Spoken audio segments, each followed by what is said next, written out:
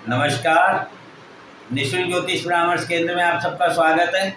आज दिनांक 19 अक्टूबर 2024 शनिवार। मेरा मोबाइल नंबर 8005817305। आप लोगों की कोई भी समस्या हो तो आप अपना सवाल, अपना नाम, अपना जन्म स्थान, जन्म समय, जन्म दिनांक व्हाट्सएप पर लिखकर भेज सकते हैं। समय मिलने पर आपको जवाब दे दिया जाएगा। जैसे कि हमारी चर्चा कुंडली अध्ययन पर चल रही है, आप स्वयं अपनी कुंडली का अध्ययन कैसे करें, इनको एक सरल भाषा में हम समझने का प्रयत्न कर रहे हैं। जिसमें हमने अभी तक केतु ग्रह, सूर्य, चंद्रमा, मंगल, बुध के बारे में जाना, शनि के बारे में जाना। अब हमारे 3 ग्रह बचते हैं, गुरु, शुक्र और राहु। आज हम गुरु के बारे में जानेंगे। गुरु जिनको 2 घर प्राप्त हैं, 9 नंबर और 2 नंबर, 9 नंबर और 12 नंबर राशि के स्वामी होते हैं गुरु। 9 नंबर धनु राशि होती है। धनु राशि अग्नि तत्व की है, दिव्य स्वभाव रखती है, क्योंकि अग्नि जो है वह दोनों कार्य कर सकती है। एक अग्नि बुराई का नष्ट करके अच्छाई को पेश कर सकती है, और वही अग्नि जलाकर भस्म भी कर सकती है, विनाश भी कर सकती है। अतः अग्नि सृजन का कार्य भी करती है और विनाश का कार्य भी करती है। इसीलिए इसका दिव्य स्वभाव होता है, क्योंकि इसका प्रतीक चिन्ह एक धनुधर है जो घोड़े पर सवार है और अपने निशाने, अपने लक्ष्य को निर्धारित कर रखा है। अर्थात 9 नंबर राशि गुरु की जो है वह एक लक्ष्य को दिखाती है, एक निश्चित पॉइंट्स को दिखाती है, निश्चित अपने केंद्र को दिखाती है। ये इसका प्रतीक चिन्ह है। और ये धर्म और ज्ञान का कारक ग्रह है गुरु, जो 9 नंबर से प्रदर्शित होता है।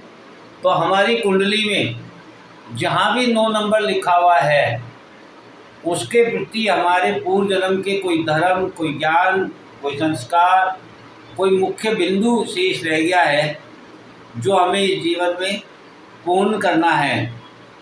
और जहाँ भी हमारे गुरु बैठे हुए हैं, उस घर के प्रति रह गया है वह मुख्य बिंदु धर्म और ज्ञान का, वह हमें पूर्ण करना है। तभी हमें ये जीवन संपूर्ण प्राप्ति होगी। और इसको कैसे करना है, कहाँ से करना है, ये हम नवमांश से जानेंगे।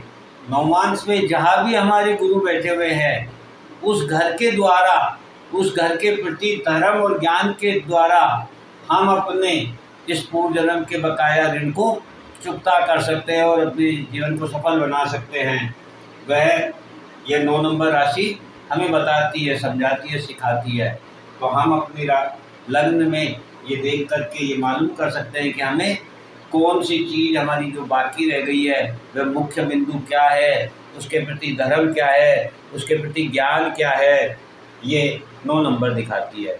और वही 12 नंबर, वह भी गुरु की राशि है, जो मीन राशि है, इसके स्वामी भी गुरु है, लेकिन ये जल तत्व की है। ये अनंत सागर को दिखाती है। इसका भी स्वभाव दिव्य स्वभाव है, क्योंकि वही जल हमारे जीवन की संरचना को निर्धारित करता है।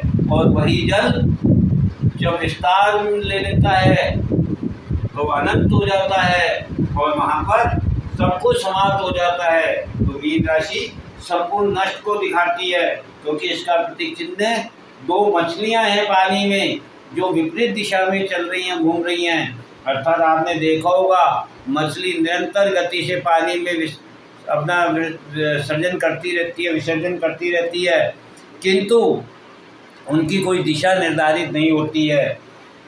जबकि 9 नंबर में कोई लक्ष्य निर्धारित है, 12 नंबर में कोई लक्ष्य नहीं है। क्यों?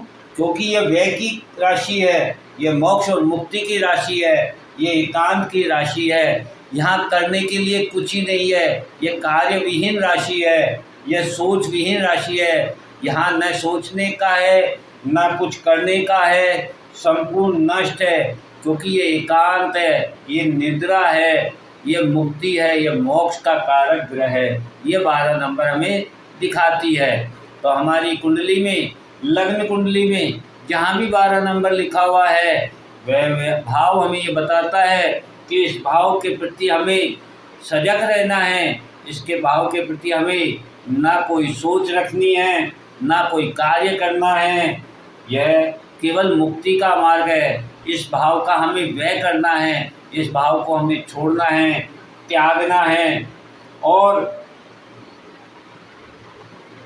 ये किसके द्वारा त्यागना है या किस चीज़ को त्यागना है, यह हमारा गुरु बताएगा। जो लग्न कुंडली में हमारे गुरु जिस भाव में बैठे हुए हैं, उस भाव के प्रति हमें ये भाव रखना है कि हमें उस भाव के प्रति ना तो सोचना है और ना ही कोई कार्य करना है।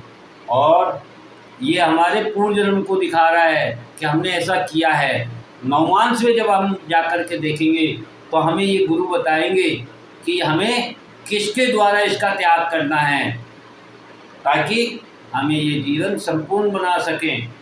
इस प्रकार से गुरु हमें 9 नंबर और 12 नंबर के द्वारा, एक धर्म ज्ञान के द्वारा एक दिशा निर्देश देते हैं, एक निश्चित पॉइंट्स देते हैं, एक बेस आधार देते हैं।